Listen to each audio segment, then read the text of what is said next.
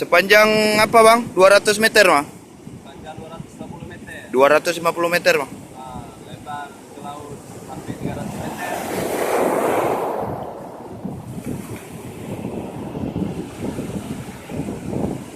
Yang ketebalan ini sampai 1 meter lebih apa ya batu bara di dalam laut. 1 meter lebih bang? Yang jatuh ke laut berapa ton gitu? Lebih kurang sekitar 4.000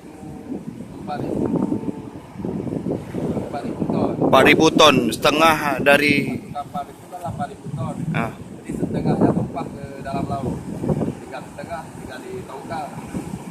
Jadi yang beredar di sini sekitar lebih kurang 4.000 ton.